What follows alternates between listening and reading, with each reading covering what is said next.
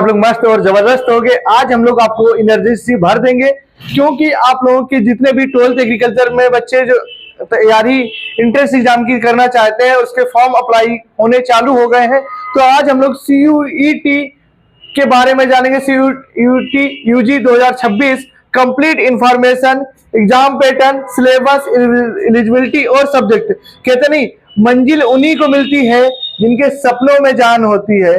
मंजिल उन्हीं को मिलती है जिनके सपनों में जान होती है। पंखों से कुछ नहीं होता, हौसलों से उड़ान होती है, हौसलों से उड़ान होती है। तो बहुत ही अच्छे तरीके से हम लोग CUET के बारे में जानेंगे और आप लोग क्या इसकी क्राइटेरिया है, बहुत ही अच्छे तरीके से। तो ministry of education, government of India, जो कॉमन यूनिवर्सिटी एंट्रेंस टेस्ट होता है CUET, आप सुना होगा। और इसका जो पेपर कराता है NTA कराती है। कौन? नेशनल टेस्टिंग एजेंसी कराती है NTA इसका पेपर। और इसकी क्या क्या डॉक्यूमेंट मांगे जाएंगे और कब से इसकी फॉर्म फिलिंग है, इसके बारे में बहुत अच्छे तरीके से तो जानेंगे। तो online application form CUET UG 2026 के आप किसी भी सेंट्रल यूनिवर्सिटी और अच्छी यूनिवर्सिटी में एडमिशन लेने के लिए आपको CUET का पेपर देना ही देना पड़ेगा। जैसे DU यूनिवर्सिटी हो गई, बनारस हिंदू यूनिवर्सिटी हो गई, ठीक, और ICR Indian council of agriculture research institute ICR हो गई। तो यहाँ कहीं पर भी आपको जितनी भी CUET के तहत आपको पेपर देना पड़ेगा। तो ठीक, program central university, university state, ठीक, डिमांड प्राइवेट यूनिवर्सिटी। तो इसके बारे में बहुत कैटेगरी वाइज किसकी क्या क्या है, बहुत अच्छे तरीके से हम लोग जानेंगे।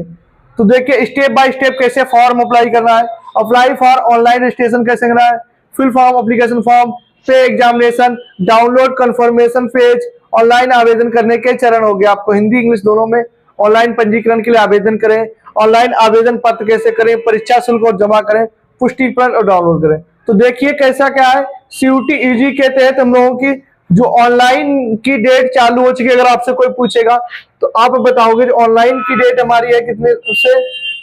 तो इसकी जो ऑनलाइन सबमिशन फीस के लिए 3 जनवरी से इसके फॉर्म स्टार्ट हो चुके हैं, अगर आपसे कोई पूछेगा। और इसके कब तक, 31 जनवरी जो हमारी लास्ट डेट सक्सेसफुली, अगर कोई बच्चा 30 जनवरी इसकी लास्ट डेट अगर आपसे कोई पूछे, और जिस भी बच्चे के लिए 31 जनवरी का मान लो फीस नहीं पे कर पाया, किसी वजह से पैसे नहीं थे, तो 31 जनवरी तक आपको 11:50 मतलब 11 PM तक आप लोग कर सकते हो करेक्शन। मान लो कुछ बाबुल सोना होते, वो क्या करते, गलती कर देते फॉर्म भरने में, जन सेवा केंद्र वाले, तो आप उनसे क्या 2 से 4 फरवरी, मतलब 2 से 4 2 दिन का टाइम मिलेगा, 3 दिन का, वहां पे आप करेक्शन कर सकते हो अगर कोई भी दिक्कत है। फिर announcement of city of examination, ये to be announced later of the website. ये आपको कौन सी सिटी में आपका एग्जाम होगा, वो पेपर के पहले आपकी NTA की जो वेबसाइट है हमारी, उस पर अपलोड कर दिया जाएगा आपका कब होगा।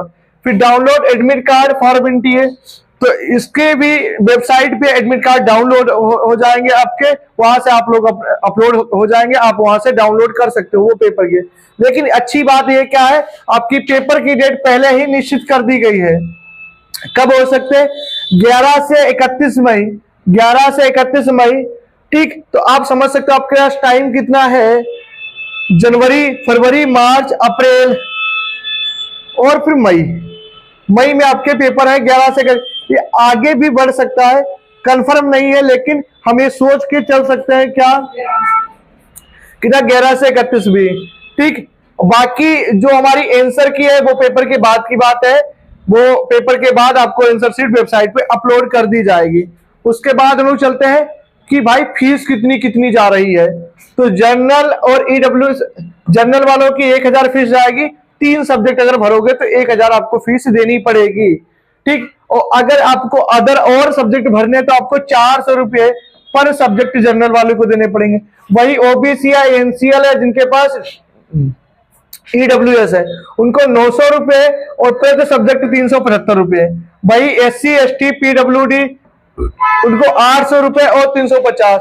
अच्छा, सेंट्रल आउटसाइड, जो मतलब अदर देश से बच्चे इसको भरना चाहते हैं, मतलब मान लो अदर देश से, अमेरिका से, जापान से, किसी भी अदर से अगर भरना चाहते हैं तो उनको 4500 रुपये फीस भरनी पड़ेगी और 1800 रुपये प्रत्येक सब्जेक्ट में, क्योंकि जो सेंट्रल यूनिवर्सिटी में रिवीजन लेने के लिए अब वो तरीका नहीं रह गया है जिस तरीके से आप डायरेक्ट एडमिशन ले लें। उसके लिए आपको CUET का पेपर देना ही देना पड़ेगा।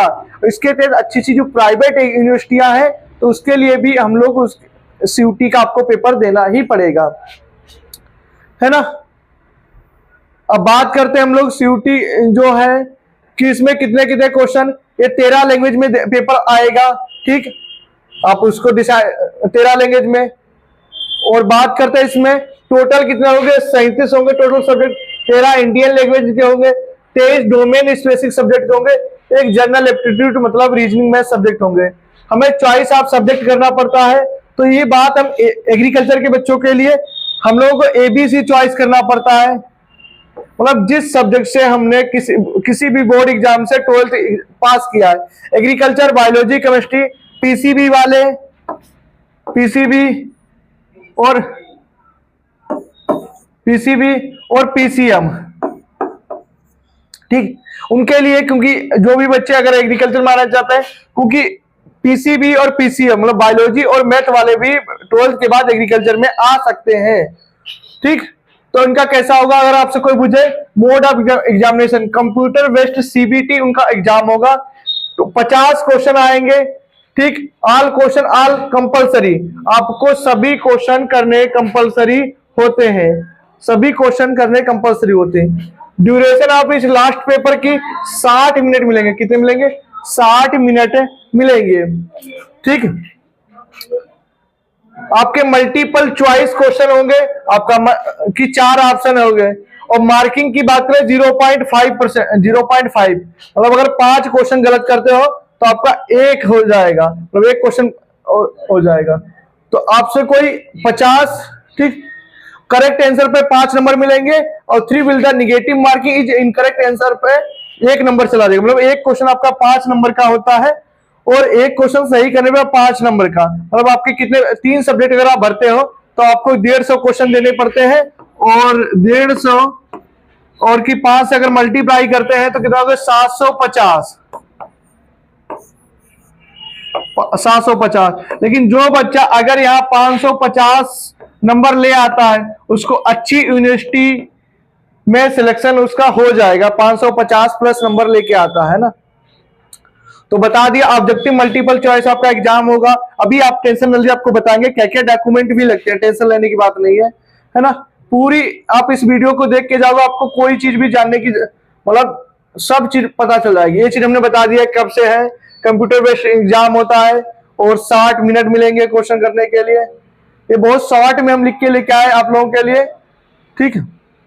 और इसके अंदर कौन कौन सी यूनिवर्सिटी आती है अगर आपसे कोई पूछेगा तो सेंट्रल यूनिवर्सिटी, अलीगढ़ मुस्लिम यूनिवर्सिटी, असम यूनिवर्सिटी, बहुत सी यूनिवर्सिटी होती है। लेकिन जो हम बात करेंगे मेन जैसे BHU हो गया, बनारस हिंदू यूनिवर्सिटी हो गया, है ना।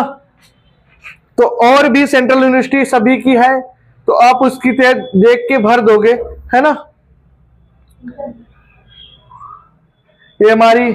ये सब यूनिवर्सिटी है जो हमारी सेंट्रल यूनिवर्सिटी के तहत आती हैं। और इसमें हमारे जो सब्जेक्ट कोड याद रखना, हमें जो इतनी लैंग्वेज में आते हैं, ठीक। हमें कौन सा भरना? एग्रीकल्चर भरना है, 302 कोड याद रखना, एग्रीकल्चर भरना है। उसके बाद केमिस्ट्री भरना है 306 कोड के लिए, और 304 बायोलॉजी भरना है ना। तो 302, 304, 306 कोड आप लोगों को याद कर लेना। और जो मैथ के बच्चे हैं उनको अपने अपने कोड देख लेना, बायो वाले बच्चे अपने अपने कोड देख लेंगे, और उसके अकॉर्डिंग ही आपको सब्जेक्ट के भरने हैं ना। इसमें बहुत से आर्ट वाले, होम साइंस वाले, मास मीडिया वाले, सबके लिए ये चीज होती है।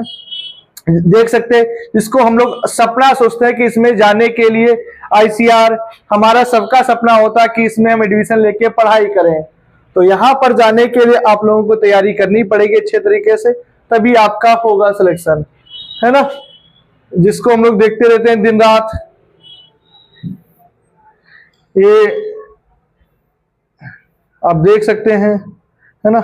जिसको हम लोग देखते हैं BHU, बनारस हिंदू यूनिवर्सिटी, इसमें जाने का सपना होता है, तो आप इसके लिए अभी से तैयारी करने चालू कर दीजिए। और एग्रीकल्चर वाले बच्चों से मैं ये कहूंगा, आप एग्रीकल्चर की टेंशन मत लीजिए, आपको जो कमांड बनानी है अपने सब्जेक्ट में, केमिस्ट्री और बायोलॉजी में कमांड बनानी है, इन सब्जेक्ट में कठिन क्वेश्चन आपके एग्जाम में आते हैं, इसलिए पीसीएम की जो सब्जेक्ट है मतलब एनसीईआरटी है 11-12 की केमिस्ट्री की, उसको धीरे धीरे पढ़ना चालू कर दीजिए, उससे आपका हो जाएगा। अब बात करते हैं हम लोग किसकी, क्या क्या डॉक्यूमेंट हमारे चाहिए होते हैं, तो उसकी बात कर लेते हैं। सबसे पहले 10th की मार्कशीट हो गए, है ना, 12th पास आउट हो या ना हो उससे नहीं होता, आप 11th की मार्कशीट से अप्लाई कर सकते हैं, और 10th की मार्कशीट, फिर आधार कार्ड आपका होना चाहिए, और आय जात निवास, आय जात, जो जर्नल वाले हैं वो देख लेंगे उनकी आय जात, ठीक, निवास, क्योंकि अगर आप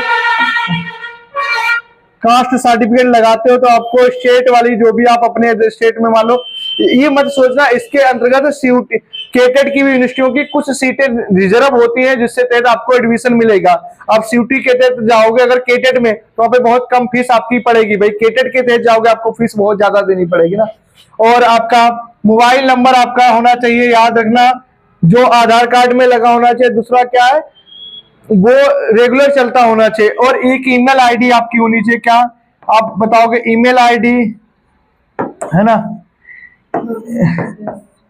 ठीक, और 10th की मार्कशीट, आधार कार्ड, आय जात निवास, मोबाइल नंबर, ईमेल आईडी, बाकी इतने फॉर्म आपके पास, इतने ये चीज होनी चाहिए। और वो तो पता, फोटो आपके पास होनी चाहिए, है ना, और सिग्नेचर, याद रखना सिग्नेचर सही से करना, बिल्कुल अच्छे तरीके से, है ना, और अच्छे जनसेवा केंद्र के पास जाना, ठीक, जो वहां पे सही तरीके से फॉर्म भर सकते हैं। और जो बच्चों को सीयूटी की स्पेशली तैयारी करना चाहते हैं वो हमारे व्हाट्सएप नंबर पे मैसेज करेंगे, उनकी बहुत ही अच्छे तरीके से एग्रीकल्चर वाले बच्चों की तैयारी कराई जाएगी, जो हमारे सीयूटी के तहत एग्रीकल्चर, केमिस्ट्री और बायोलॉजी की, तो बहुत ही अच्छे तरीके से वो व्हाट्सएप ग्रुप में ज्वाइन हो जाएंगे। और पेड कोर्स को ले लीजिए वहां पे कंप्लीट। जो बच्चे अभी 12th एग्जाम में है वो सोचते हैं सर अभी हम सीयूटी का कोर्स लेके क्या करें, तो उनको मैं बताऊंगा जो बच्चे हमारा 12th एग्रीकल्चर में पेड कोर्स ज्वाइन किए उनको सभी को यूपी कैडेट और सीयूटी का कोर्स बिल्कुल फ्री मिलेगा, और जो बात हम बोलते हैं वो आपको करके दिखाते हैं, ये चीज आपको पता है।